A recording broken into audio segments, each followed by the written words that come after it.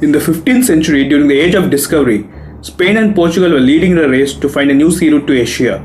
In 1498, Portuguese explorer Vasco da Gama reached Calicut and opened the sea route to India for the Europeans. Soon spices from India flowed through the European markets. The Dutch merchants used to buy these spices from Lisbon and sell them across Europe at a profit. But in 1580, Portugal was annexed by Spain and it was brought under the Spanish rule. Spain were an enemy for the Dutch. So the first thing Spain did was close the markets of Lisbon for the Dutch traders. Suddenly, the Dutch Republic's economy took a hit. And another thing is that the Dutch Republic was also half occupied by Spain, and the Dutch were also fighting for their independence. As the Dutch trade took a hit, the Dutch decided to start and take their own voyage to Asia. But to take up this costly voyage, they needed a lot of capital.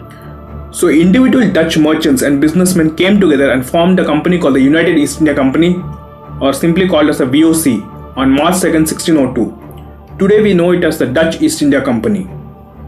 The Dutch East India Company allotted shares to anyone who invested their money in the company. And in return, the investors would receive a share of the profit the company would gain from the voyage. Apparently, the Dutch East India Company started the world's first stock market.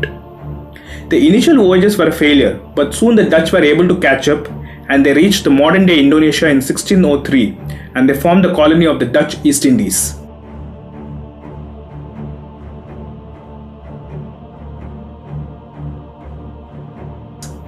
Hello, I'm Daipan and welcome to Social Knowledge. In this video, we will see about the Dutch in the Indian subcontinent. In 1606, the Dutch reached Pulicat, a small coastal town in India. The Dutch got the permission from the Vijayanagar Empire to build a fort here. And the Dutch established their colony called the Dutch Coromandel. In 1613, Fort Galleria was built. The fort was built as a defense from the other local kings and also the Portuguese. The Dutch soon monopolized the textile trade with East Indies and other countries in the region. In 1690, the headquarters of the Dutch Coromandel was moved to Nagapattinam. The Dutch built Fort Witsennan here, but in 1781 the British defeated the Dutch and they had to give Nagapattinam back to the British, and the Dutch shifted back their headquarters of the Dutch Coromandel to Pulicat. With the permission of the Mughal Empire in 1627, the Dutch established a trading post in Pipli in modern-day Odisha. It formed the colony of the Dutch Bengal. In 1635, a colony was established at Chinsura to trade opium, salt, and spices. The Bengal province was the richest of the Mughal Empire, and the Dutch benefited from it. Dutch Bengal became one of the wealthiest colonies for the Dutch. But Dutch control was fading away from Bengal in the face of British-French rivalry in the region in the middle of the 18th century. The British defeated the combined Bengal-French army at the Battle of Plassey in 1757. The Dutch also tried to remove the British dominance in Bengal. But in 1759, the Dutch were defeated by the British at Chinsura. After this defeat, the Dutch remained only as a minor trading power, and the British became the dominant power in Bengal.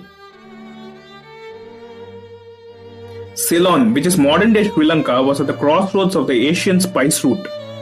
Portugal colonized the western coastal areas of Ceylon since 1597, and they called their colony as Portuguese Ceylon. The Sinhalese kingdom of Kandy sought help from the Dutch to fight off the Portuguese. The Dutch were already in war with the Portuguese known as the Dutch-Portuguese War.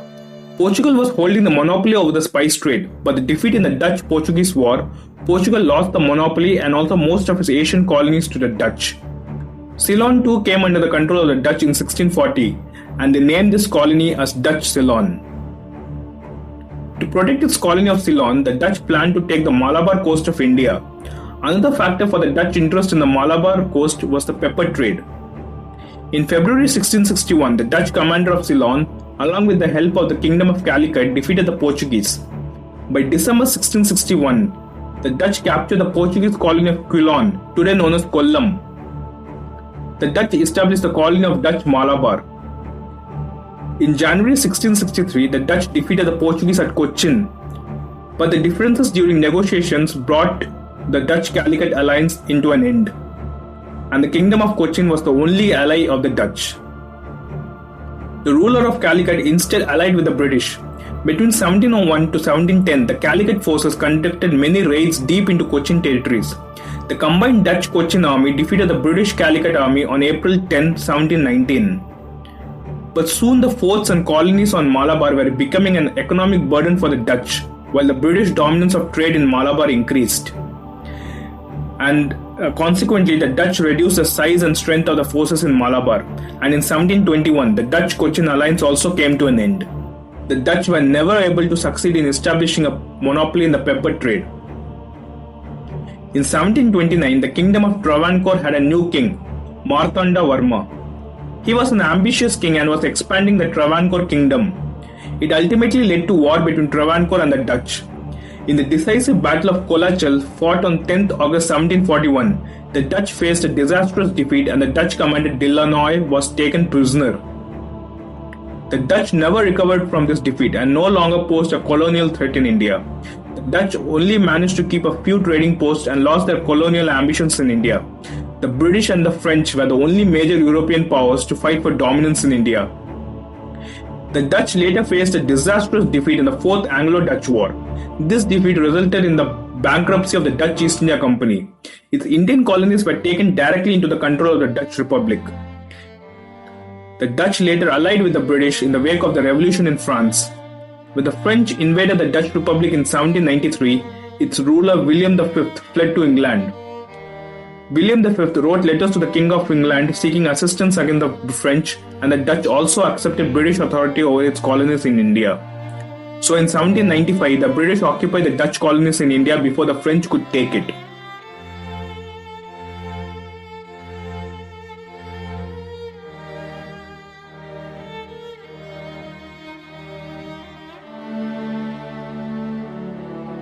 In the Anglo-Dutch Treaty of 1814, the British restored the Dutch colonies back to them.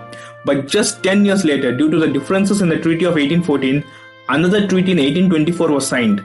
In this, the Dutch gave away all their trading posts and colonies in India to the British.